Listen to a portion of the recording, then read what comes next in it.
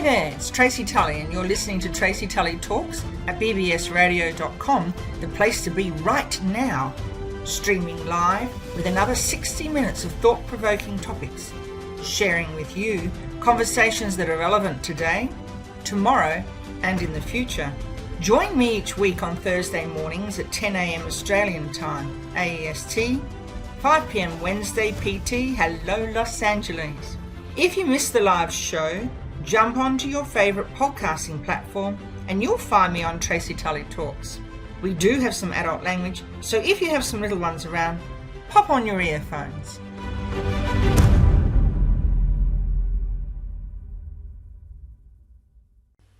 Hello and welcome to another session with Tracy Tully Talks, and it's lovely to see you, and December is on us already, so not long to go. Our radio station will be going right up into Christmas and straight out of Christmas. It will not stop, so I look forward to bringing you 60 minutes live every single Thursday over the festive season as well. Lovely to have you all here, and I would like to introduce you to a very special guest and friend of mine, Nik Cree. Hello, Nik. Hey there, Tracy. Hey, thanks for having me on today. It's my pleasure. And for our listeners, Nik lives in Queensland in Australia, and Nik did have a business called Positive Business Online, and he has very successfully sold that, and he has a new business called smashgo.co, which I love that name. So Nik, tell us a little bit about yourself and for our listeners. All right. Well, yes, I do live in Queensland. I haven't always been here. I was born in what is arguably called Australia's worst prison. So that was my start in life. But that was about 200 years before I was born. It's a tourist destination now. So that's Norfolk Island. So a little dot in the middle of the Pacific Ocean between Australia and New Zealand. So that's where I got my start. And look, I spent a lot of my early years in New Zealand, and my first business was in New Zealand as well. I had a mortgage and finance broking company. Didn't know anything about it when I started. I just had a redundancy check of $20,000 and I had to find something to spend it on.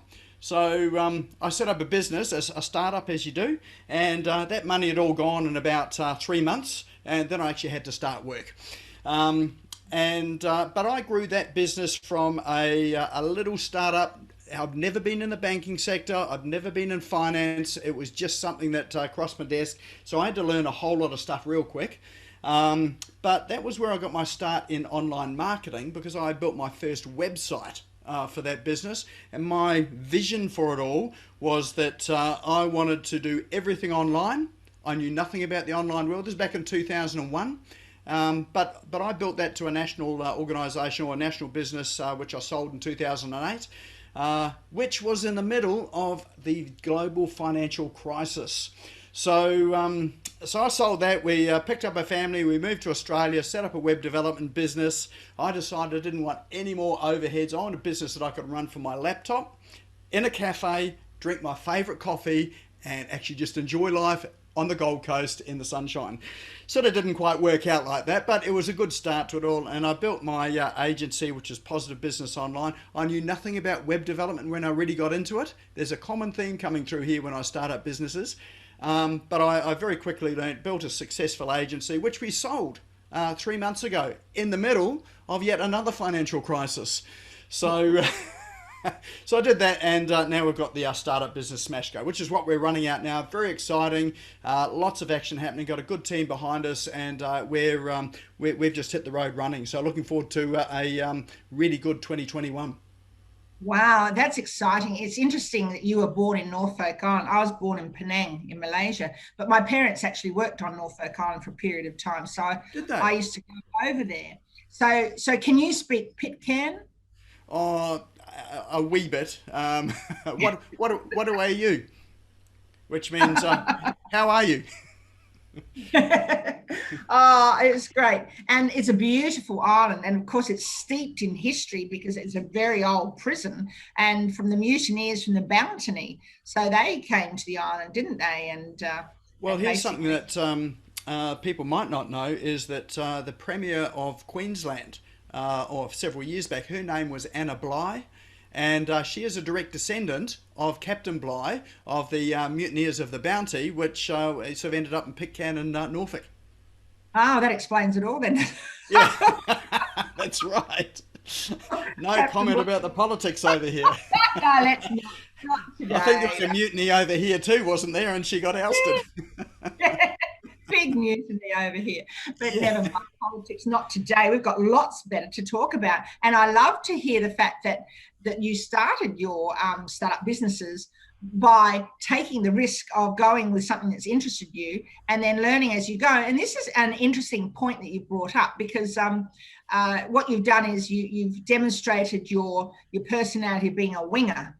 And we talked about being a winger yesterday. And for our listeners today, both Nik and I spoke on an international speaking summit yesterday that went global. And that was with Gertrude Machi. And she has been on this radio station before too, and she was fabulous. So and we identified as wingers, where everyone was practicing their speeches and preparing them ready for audition for TEDx, and both Nik and I just jumped on and went whack. And we loved it. Well, the best stuff happens without preparation sometimes, just a thought in the head and away you go. And it's that determination and that's that discipline. And that's what sets your business apart from everyone else's. Because for listeners, Nik is my webmaster. So he has done a wonderful job with my website, tracytully.com. And gives me lots of advice and help both in business and with the website. And I love working with Nik. And I was looking for somebody who would do exactly that. So I'd had bought very expensive websites before, but being sort of left in the trash can and obviously sucked money out of me and really didn't get what I wanted. So when I went to Nik with this issue, he said, right, this is what I do, this is how I do it, and this is what you will get, and I will deliver. And he has. So if anyone's looking for a great WordPress website, Nik is your man, and you can find him at smashgo.com. But let's find out more about this new business of yours. So what's prompted you with this new business to... Look, yeah, that's a good question. I mean, really what it was is, I've got a passion for learning. I love learning. So when I do get into my businesses, I'm all in. So boots and all. There are, burn the bridges, and there's no going back. And in fact, that was the reason why I sold the previous business. Was that I was so busy in it, working it. Even though I had a team of 7 people, most of my team were all in another country. So I had an outsourced remote team who were absolutely phenomenal. Well, they still are. I've still got some of them, and. But I thought I've got to get rid of all this workload so I can concentrate on what I want to do, which is to build some digital assets that are going to be with me and provide a recurring stream of income from this day forward. So the problem with web development is that there is some recurring stream of income, which is website maintenance and that sort of thing, which is a really good business model, but it's only there for as long as people have got a website for. So now it was really time to build some assets that were able really to provide for my retirement. I'm 55, and I still feel 25, but my wife says I'm fooling myself, so I better sort of knuckle down and actually sort of get some things that are going to generate income going forward. And so that was really the reason from a business perspective and personal perspective to get into it. From a professional perspective is that having spent 10 years building websites for people, what I found was that, we deliver the website and the most common questions we get are, how come I'm not on page 1 of Google? The website's launched, where am I? Or the other one is that, what do I do now? How come I'm not getting any traffic? Why am I not getting any conversions? And what I realized was that, the website's seen as the be all and end all, and once you've got it, you exist and everything all happens. It's like that film Field of Dreams. Build it and they will come. If you haven't seen Field of Dreams, great film, go and see it. But this is really the essential part of my philosophy. So really what I did is I realized that actually the website's not the most important thing. the most important thing is people's knowledge and knowing how to use the website and how to really understand and master their online strategy. So the new business is really helping entrepreneurs and business owners to really unravel this mystery of the online world. And even if they can only understand one small piece of it, that opens up a whole window to a whole new world. So now it's really just helping businesses to understand that the web stuff's easy. The mindset stuff and understanding it all, that's where the difficulty is. Yeah, and I can identify that. I really can identify with that as a business person. And we're talking about in the Field of Dreams. Was that Kevin Costner? That was Kevin Costner, yeah. So building a baseball park in the middle of a cornfield. Yeah. That's right. And with a big grandstand. That's right. Yeah. So he built it all, and he built it for the ghosts of the past, the big baseball players of the past that were going to come. So that was the thing. If he built it, they'd all come and play. But it was a good metaphor for the way people run business these days. It is, isn't it? And it's interesting that you said that, because you've taken that risk and it will work. I know it will work, and it is working, because I know I'm your client right now. And Tracy, it has to work, because I've got nothing else now. I sold everything else. I've got nothing else. This has to work. You'll be washing pots and pans.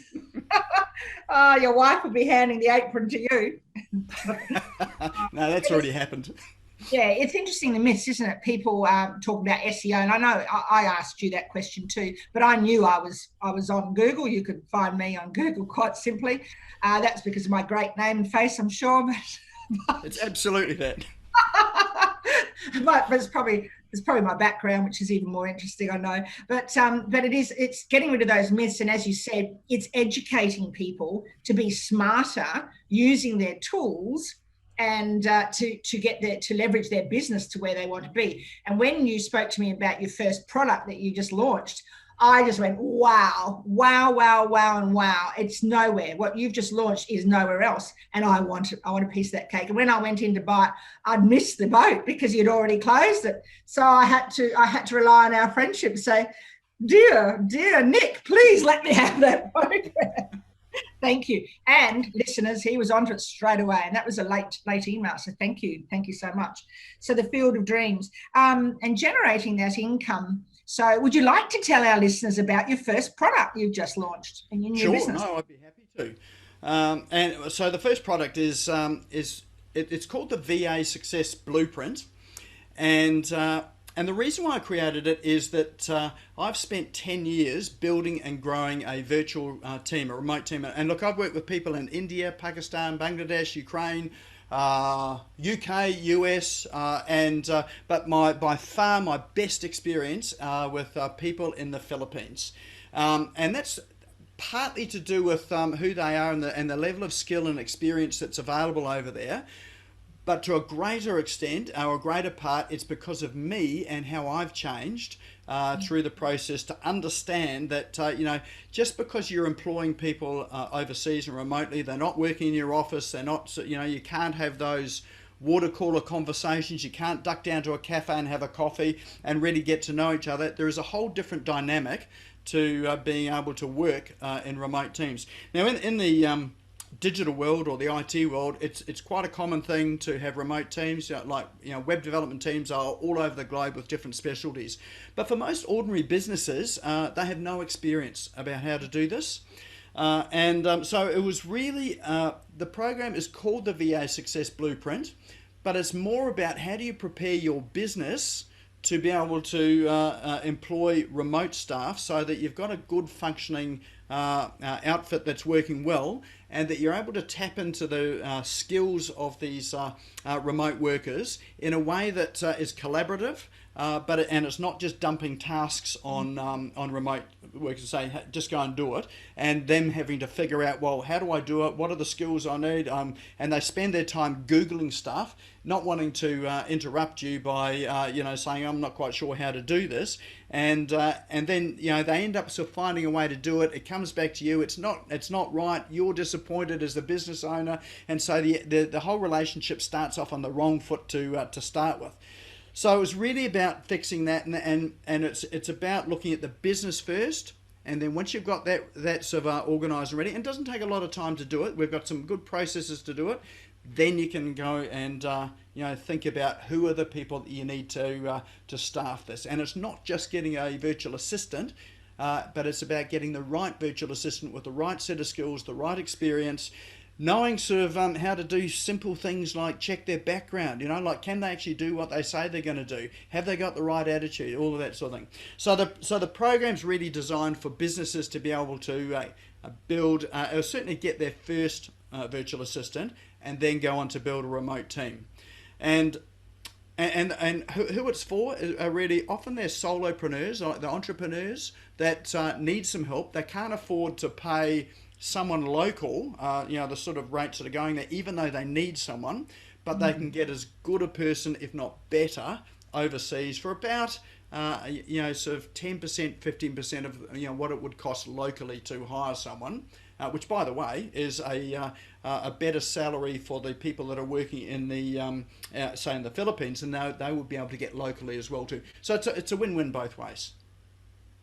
It certainly is a win-win both ways. And I'd just like to take this opportunity to say hello to my two beautiful VAs who are listening right now, to Jen and to Alan, and welcome to our show, girls, because I know that this will be the first time that you've been listening, and it's wonderful. So they're hearing, and I invited them to come along and listen to meet you virtually, so when they work with you, they know who you are, hear your voice and what you look like, and it helps that aspect, as you said, of building that remote team congruence. So it's getting everyone to work together, so that boardroom type feel that you're sitting around a table, and that's a hard one to generate when you haven't been in that space before.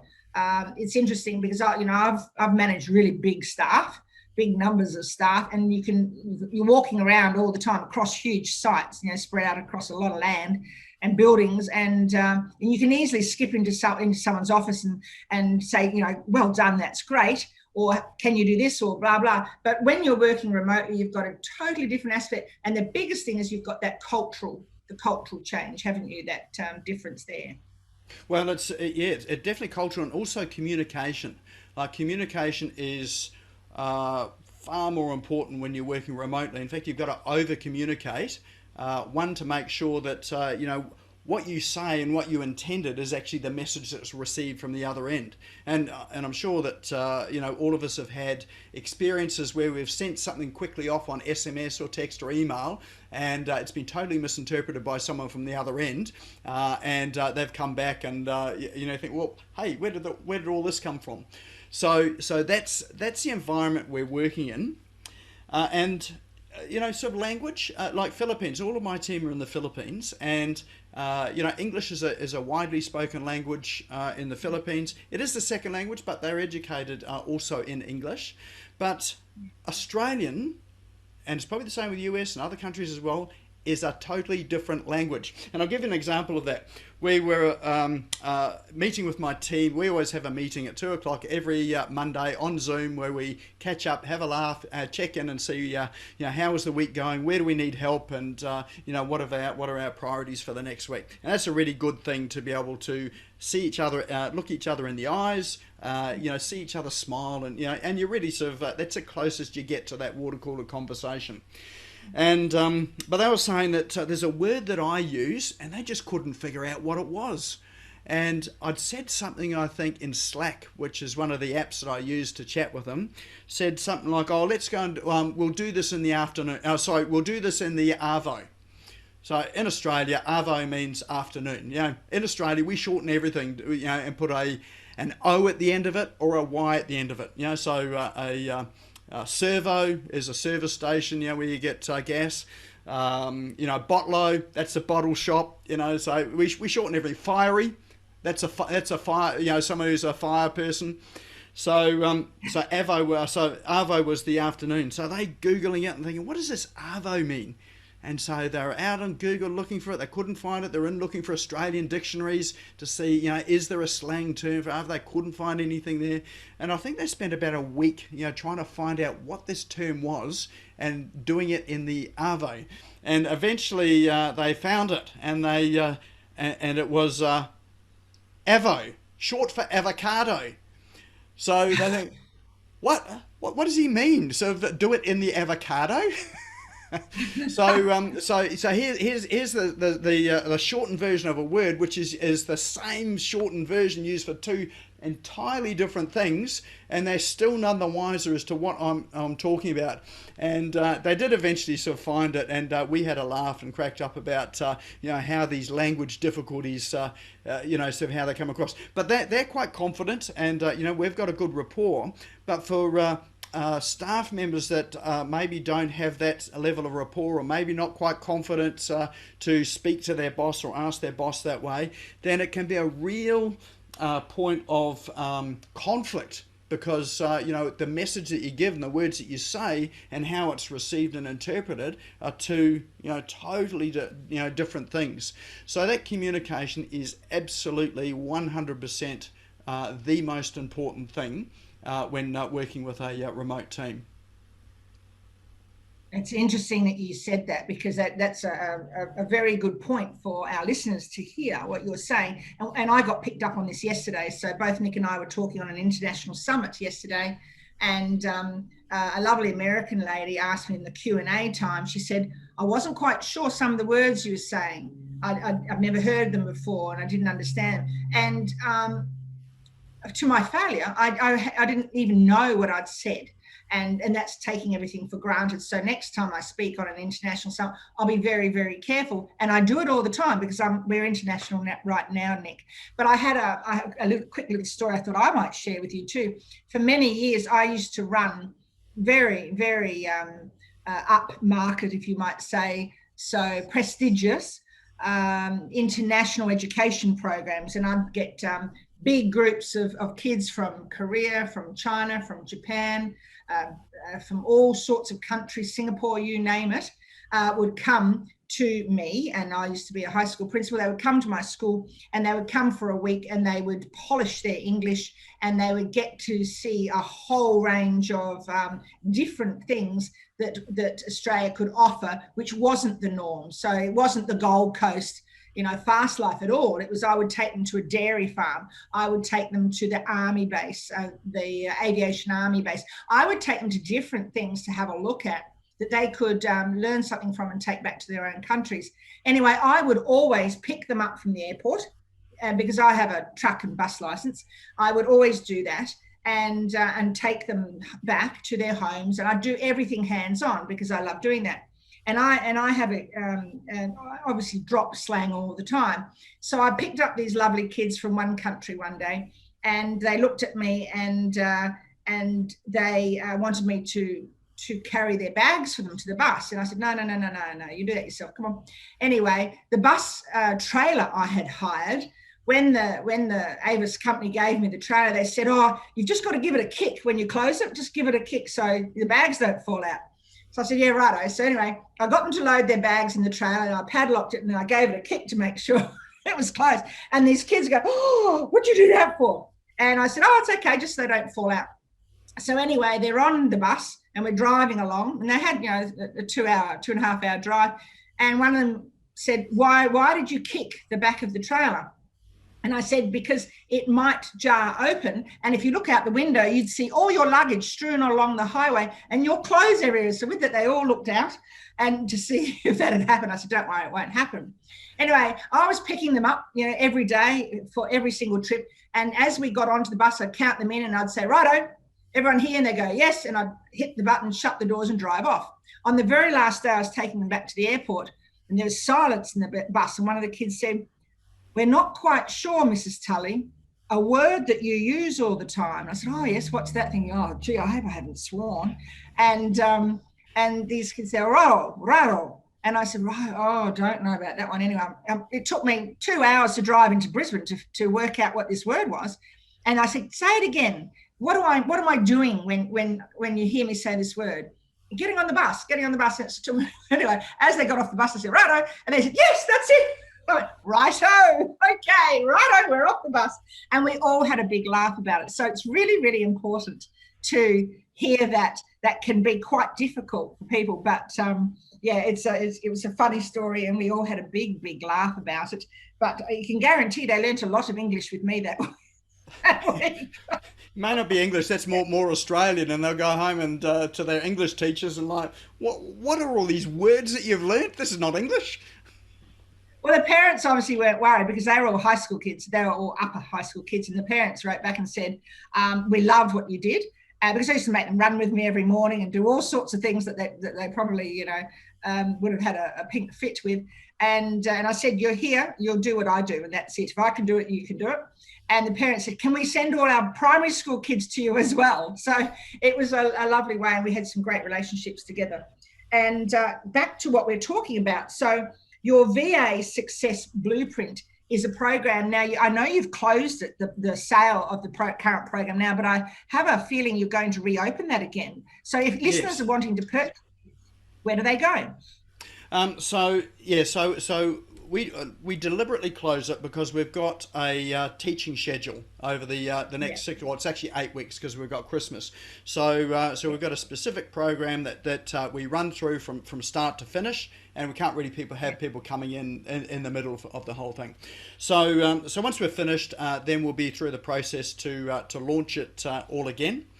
And look, we've got a waiting list now. And we've already got some of the people that missed out that have gone onto the waiting list. I think you were the last one that got in. You were the very last one. My girls will be really pleased to hear that too, won't you, Jen and Rial? Yes, great, thank you. Yeah. So, but look, if anyone's interested in coming along, I mean, if you're in business, and particularly if you're a solo business, like you're a solopreneur or someone that, with maybe a handful of staff, absolutely perfect, particularly if you wanted to grow and expand, and particularly with some of the online stuff as well. So you just need to go to our website, which is smashgo.co,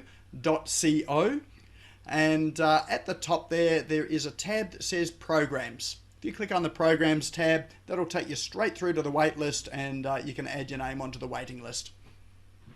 And believe me, listeners, I've seen the back end of this and it is juicy. It is full of goodness, and I cannot wait to start. And I know Rialan and Jen, who are listening right now, they will really enjoy working with me with this too. So even if you are someone who's just retired and you're looking at starting your own business and you're thinking about employing remote workers, then this program will be for you too, because Nik takes you right from the beginning right through, and it's a really well structured program, and I just fell in love with it.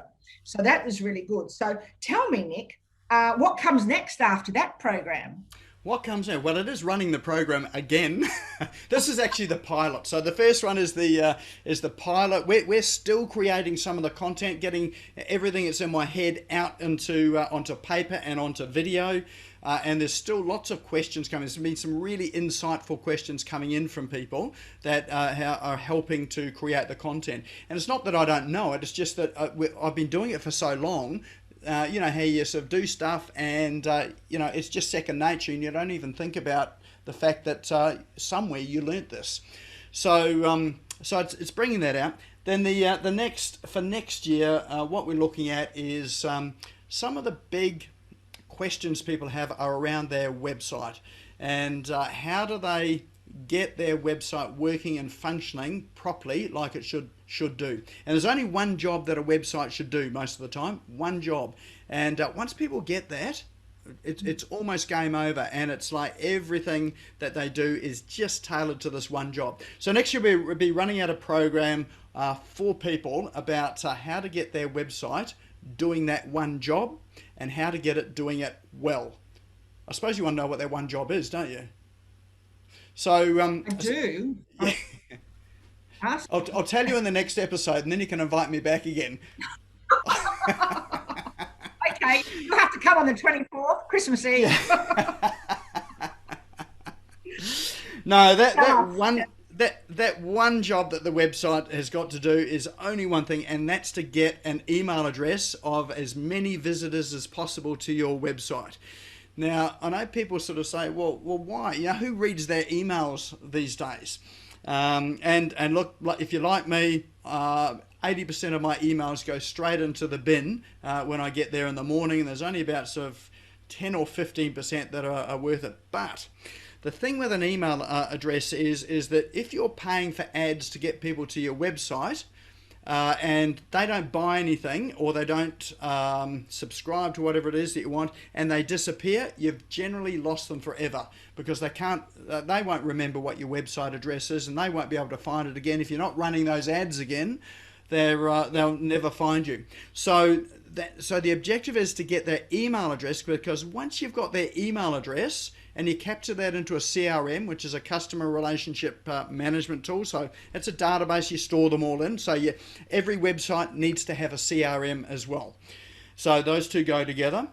But with an email address, yes, you never have to advertise to them again. Never have to pay for ads again, because you can just email them. So you've got that capability. But the other good things you can do with an email address are, if you're using, say, Facebook for your marketing, then you can upload all of the email addresses that you've collected and up to Facebook. And you can then say to Facebook, okay, well, this is a custom audience. These people have all visited my website, so they've displayed some level of interest. And then you can start to target them with particular posts that relate to their interest, or Facebook ads. So you can remarket to them as well too. And what happens with that is people start to get to know you, because they start seeing you all the time, and that develops a level of affinity, through to a level of trust. And it's like, yeah, look, this is worth exploring a bit further. So when you are offering your programs out, like the VA Success Blueprint, this is what we did. When you are offering them out, then they've already got some sense of who you are. They feel like they know you, and there's some sort of connection. So that's one thing you can do with the email address. The next thing, which is even more powerful, is you can then go and ask Facebook, and we generally use Facebook as our marketing platform because pretty much everyone's there.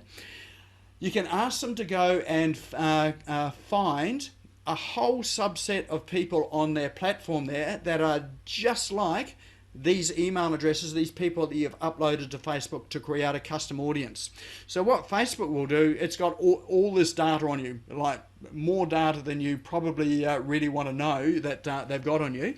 But they'll go out and they'll find people with pretty much exactly the same or very similar profiles to the people that were already there. Now, because they've got similar profiles and similar interests, it's probably a higher likelihood they're going to be interested in what you offer, and so they're going to say yes, and they're going to go through that same sequence again. So it's a really powerful way of being able to find customers there that without having to just go the shotgun effect and put out ads there like we used to do in the newspapers and yellow pages, and hope that you get sort of some of them, and you can really sort of target it down. Cost effective, cuts down the time of acquisition there, and you really get your website and system working like a real lead machine. Once you perfect that, your marketing just becomes so much easier. Takes a lot of work to get there, but it makes it so much easier.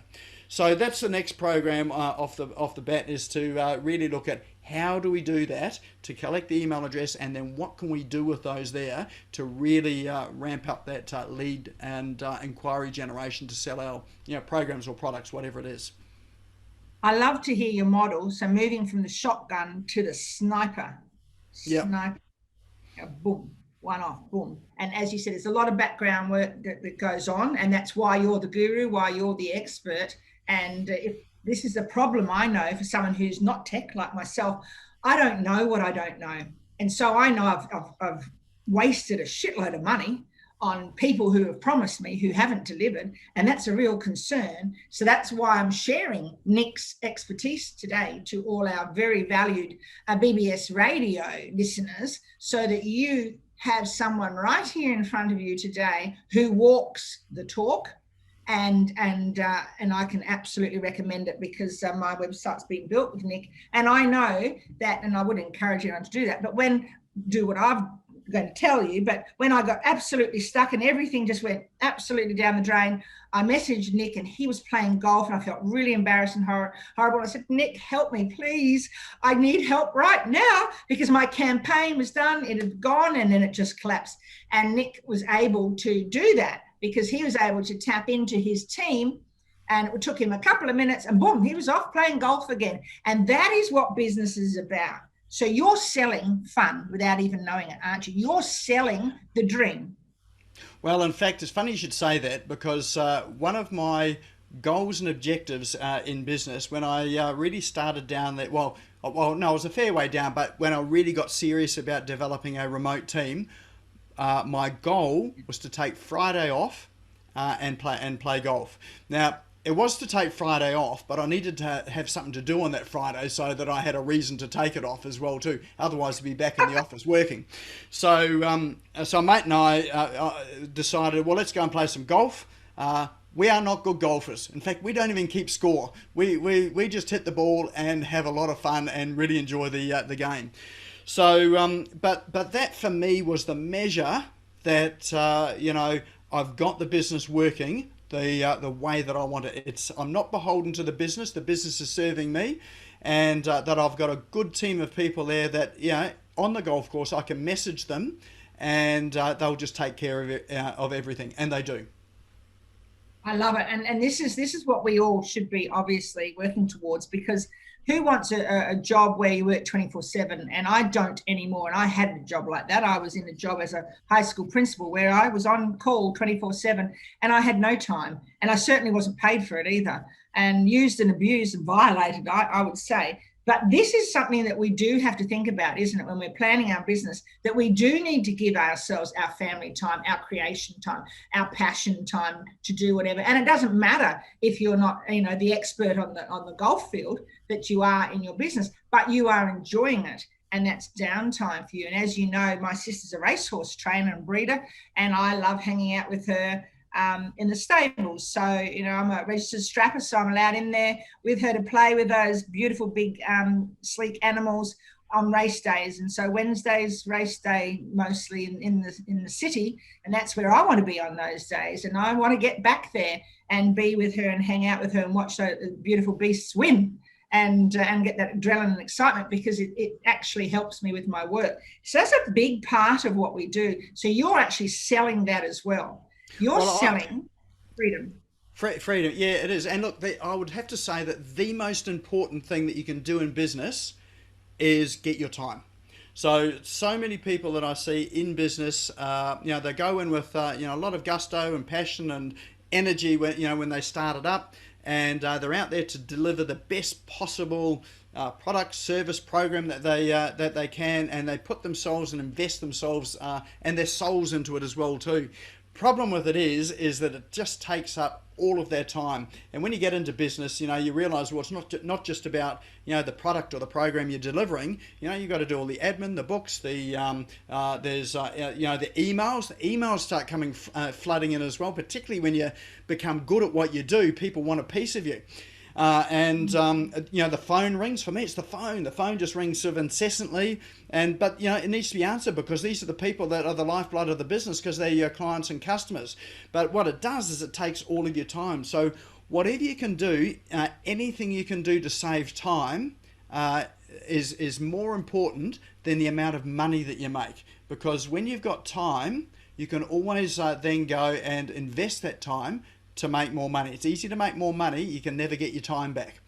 So I think, in terms of an objective, if you think about in your week, where can you save time? And that's really the value of having a remote team, because then you can get some skilled people that you can trust, that can take some of those tasks, functions and roles from you to free up your time, so that you can then go and do things like go and have an afternoon off playing golf, or you can go in and do your creation process. If you're creating new products, you can work on the business, and it's when you work on the business, that's when you make more money. It's not working in the business delivering, it's actually working on the business, where you're sort of starting to create some experiences that people come into that they really want to pay for and enjoy, and it's going to solve a need and a problem. And you can't do that if you're working in the business 24/7 and into the nights and spending your weekends, apart from the fact that you don't get time with your family and to do the things that you really want to enjoy. Business has got to serve you.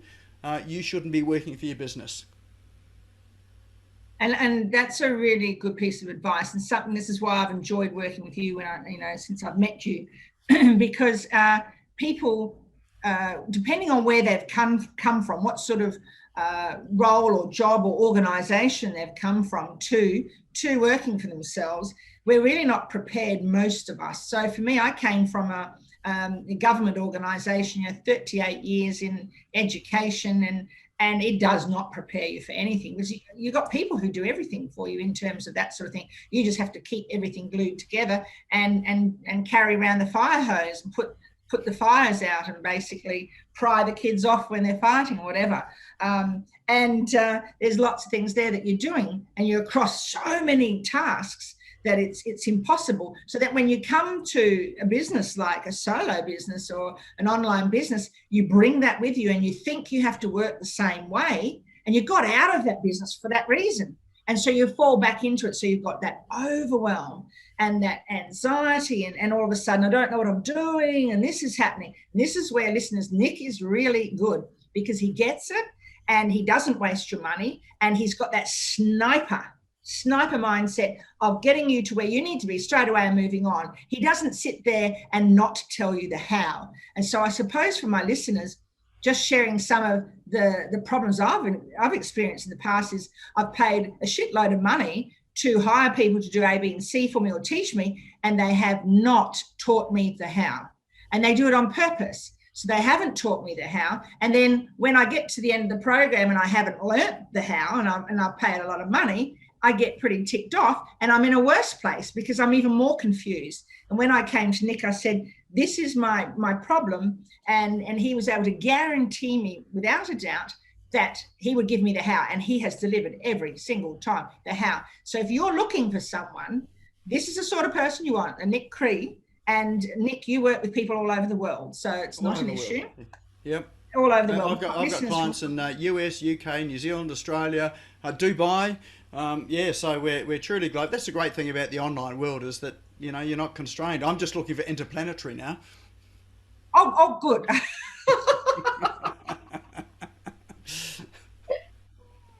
Okay. Can I just make a comment? I was just going to say, can I make a comment just about what you've said? And that is my experience in the web industry is that and it's an old model that still persists today, is that keeping clients in the dark is the model to make money. So, and look, I experienced that in my early years, which is why I went into web development in the first place. And it was really, I was running a publishing company. The very first business I bought when I came to Australia was a publishing company, a business publications company. And I wanted to get a website that I could easily go in and do things like change the price of some of our programs. So if I was running a special over the weekend, get in there, change your price, add some content, change the description, and I was not reliant on someone else that it was going to take a month for them to do it, and the opportunity has passed. No one could deliver me that, or no one was willing to deliver that. And I remember paying $20,000 to get a platform that I still had to go back and get help. Like, I don't mind going back to get help. I just want to know that I can do it. And so it was really that I started to search for a platform that could deliver me that I could build and I could submanage and work with. And that was where I discovered WordPress, which is back in 2008. And it was fairly rudimentary back then compared to what is available today on that platform. But still, I meet so many people in the industry who build websites or who do marketing campaigns, social media, and they will not reveal how to do it. They keep everything close to the chest. And the problem with that, and the reason why they do it is they think, well, we'll keep the client, and they have to keep paying us all the time to do this because they won't be able to do it themselves. But what it ends up with is a whole lot of really pissed off clients because they can't really do things. And so for me, I would much rather be working with people and giving away everything. Give away the shop, because the opportunity that gives me is that if clients out there have got they know how to get into the website and upload a video, create a blog post, put some images in, and really sort of work fundamentally with it, or have one of their team be able to do it, then the conversations we have are at a whole different level. So they're not about the technical, nuts and bolts things. They're conversations about how can we get more sort of traffic to the website? What are some strategies for that? So we can really work on those sort of areas. or if they're thinking about what they do as a product and service, we can start to have some conversations about how they can package up some of their expertise in what they do and create new products and services. And for me, that's a lot more fulfilling than having to go into a website every day and just cut and paste some text in there to create a blog post. And it's more empowering for all people. Exactly, and that's exactly why I'm happy to guarantee and recommend you to our listeners today, because I was that person that came to you and really suffering badly because I had been scammed, not once, twice, three times, which I know a lot of people have. And you heard me, and that's exactly. And I said, I want a website that I can learn and I can do things on it so that I keep my business going. And it's obviously of advantage to you that if I can do that, then I'm going to go to you for the next thing and the next thing and the next thing. And I'm growing, my business is growing, my remote family is growing. And hey, presto, that is smart business. And is keeping you in the dark mushroom business is shocking. And I don't think it's ethical at all, but it's, as you said, what used to happen and still happens very much so. So I love the fact that with you, in the short time I've been with you, I've got a membership portal. I've got 3 lots of courses up on my machine, and I'm ready to redo them again now and make them even better than they were. And there's a whole lot of other things. I even want a bar in my membership portal, so that you can go and hang out at the bar. So there we go. There's a challenge to figure that out. I've sown the seed. So yeah, it will happen. So what do we do about that? So you can imagine that's a little teaser. So I like to be really creative, and I want my members to be able to go to the bar inside my portal. And what will that mean? So yeah, it will mean lots of goodies. It means that I will give value. And certainly that's what Nik heard me say. I wanted to give value to my clients and anyone who was thinking about being my client. Absolutely. And I don't like the idea of holding everything back and not watching your people grow. They're supposed to grow and go. They're supposed to go and build, and the next lot come in. So I love that. You don't want your kids at home for their whole life, do you? No. I said to our kids, I don't know what happens overseas, but in Australia they have this Schoolies Week, and I'm totally against Schoolies Week. I'm not for it at all. And I said to my kids, you think you're going to go to Schoolies Week? You've got another thing coming. And I told them about 5 years before Schoolies Week hit, so that they knew well and truly it was going. And I said, no, you haven't earned a Schoolies Week. Billions and billions of kids have to do school. Why would you be so special that you'd have to have $2,000 spent on you for some high-rise building for you to go and get trashed? You know, that's not my cup of tea. So no, you go to work. You have to go to work tomorrow. First day off, you finish school, go to work. Because, hey, you need the money to put yourself through to do all the goodies you want to do during your period of time that you finished school. And it made a lot of sense. Both my kids had to go to a pub and learn to work. And the reason being the psychology for me, as you know, I love fun and I love parties. You know, I'm a party girl. And so I wanted my kids to be a little bit smarter than I was at that age. And so I said, you'll go and work for this publican, and you'll learn to watch people when they're drunk, and you'll learn to stand behind them and watch them how they act, so that when you are in a social occasion, because the world's a hard place now, I said, when you are in a place like that, you'll be able to be so much smarter and watch and predict a lot better than you would have if you'd just been allowed to go straight to Schoolies Week off school. And it did, it worked, and they thanked me for it. Well, we're really similar there, because all of my kids are working at or have worked at pubs as well, and some of the behaviour they see there is a real eye-opener for them, and I'm glad that they're behind the counter rather than in front of the counter exhibiting some of that behaviour. It is, isn't it? I did it myself. I did it for years and years, and I did it even as a teacher. I did it because I was playing a horse sport, very expensive horse sport called polo cross, and it's not as expensive as polo, but believe me, it's still expensive.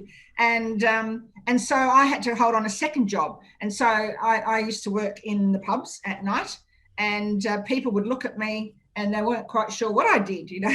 And I was playing polo cross on the weekends, but it was very good. It was a really good thing to do, and you get to learn so much about people, communicating relationships with people and watching them, and you also see the devious side, don't you? Nick, That was me when I was younger, I think. oh, I wasn't. Couldn't possibly be. Okay, Nick, we are probably got 10 minutes left, so I'm watching the clock. And what's your proudest accomplishment to date? Proudest accomplishment. You know, everybody says they're kids, but I can't take any responsibility for that. They've grown up despite me, and have turned out okay. I have. I can say that. Yes.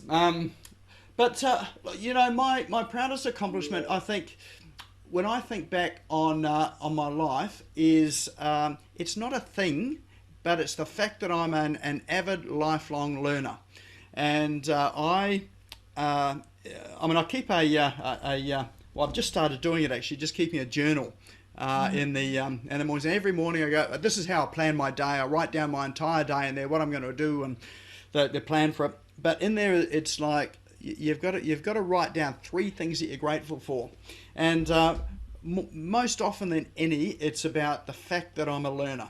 And you know, if I don't know how to do something, I've got this inquiring mind that just questions and looks to, well, how can we do it?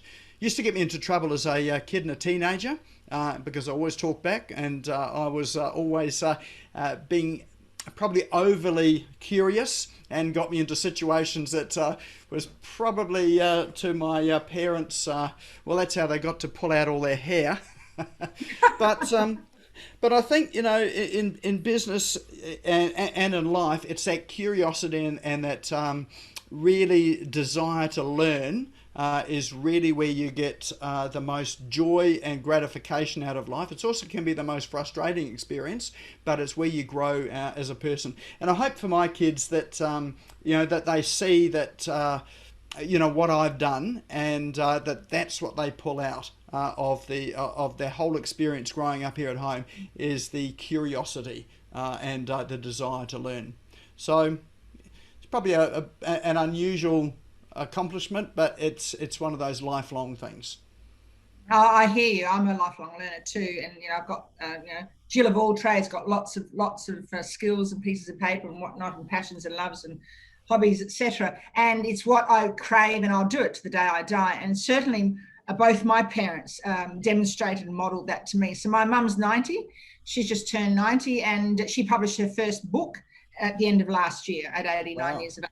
How awesome was that? My father, he was a flying doctor, so he both was a pilot and a doctor, and he held the altitude record in Australia, I'm sure he still does, of delivering a baby on autopilot with his back to the controls, delivering a baby flying across from Mornington Island to Mount Isa. And so you have to be a lifelong learner if you live in our family. It's sink or swim. And it's a really good thing, isn't it, that you're saying, because a lot of people sit there, and I get this a lot of time, and you would get this a lot as well. Why are you doing that? So why? I'm a cosmetic tattoo practitioner, and I do that on the weekends, or I go to the horse races, or I might, you know, make jewelry with racehorse teeth or something. There's lots of things I do and I love doing, and I probably wouldn't talk about it much here, but it's about doing that, keeping your mind interested and accepting change, being able to adapt. That's what you've got, haven't you? Yeah, and All look, right. my mother's got Alzheimer's, which is a terrible It you is. know, disease. You know, she's in her 70s, and you know, my parents were getting to the point where they were going to go and enjoy life and go and travel and do those things, but it's just been, you know, stopped in its tracks because they can't travel anymore. And I had heard also that you know, one of the prevention measures for Alzheimer's is to keep your mind active and to keep learning, keep pushing in, and keep showing. Now, I don't know whether it's going to work or not. I forget things now, but you know, I think life is really there for living to its fullest extent, and you know, retirement is not about just sitting back and doing nothing. It's really a, maybe you know, you're retiring from one stage of life and you're moving into another stage of life there. Doesn't mean you're any less busy, but you're always learning and exploring things. And you know, as I said, I'm 55. You know, retirement is closer to me now than it was you know, sort of in my 20s. And it's interesting, you know, when you sort of think about that, thinking, geez, I don't know if I'm prepared for that. Now I can't really imagine that. and then you look at your parents and sort of think, wow, it may come sooner than you expect. So you might as well get as much out of life and put as much in as you possibly can right now, because you never know what's going to happen tomorrow. Exactly, and I'm with you there. I'm 60. When I resigned actually from the Department of Education, everyone said, "Oh, aren't you lucky you can retire and travel around Australia?" No, I'm not going to do that. I've already travelled around Australia. I'm going to keep working. I'm going to keep learning. I'm going to keep doing. I don't want to sit in the caravan for the rest of my life. No way. And I love having you on board here today. And it's great. And I hope that we can have you back again, Nik, and to share your gold nuggets, because they really are wonderful and meaningful and real. And I haven't asked you half the questions that I had hoped that I could ask you, but I know we've got a lot of information from you. So thank you for sharing with us today. It's been great having you on board. I know it's very hot where you are, and where I am, I can feel everything dripping off me today. But we've got the aircon on. But thank you for your time. I really appreciate that. And to our listeners, thank you for listening to another 60 minutes of inspiring talking points on Tracy Tully Talks, brought to you by bbsradio.com. So tune in every Thursday morning at 11 a.m. Australian time, which is AEST, and 5 p.m. PT time in America. Contact me or visit my website at www.bbsradio.com/Tracy Tully Talks. And don't forget Nik, his website is www.smashgo.com. Got it. Thank you so much, everyone. Have a wonderful week, and I look forward to catching up with you with our guest, Nik Cree, all the way from Penang, Malaysia, next week. Thank you and cheers. Thanks for listening to another 60 minutes of inspiring talking points on Tracy Tully Talks, brought to you by bbsradio.com. Tune in every Thursday morning at 10 a.m. Australian time, AEST, and 5 p.m. PT time in America. Leave me a message on my website at www.bbsradio.com/Tracy Tully Talks. If you're interested in lifting the profile, presence and profit of your business, sponsorship opportunities are available. Until next Thursday, it's goodbye from me.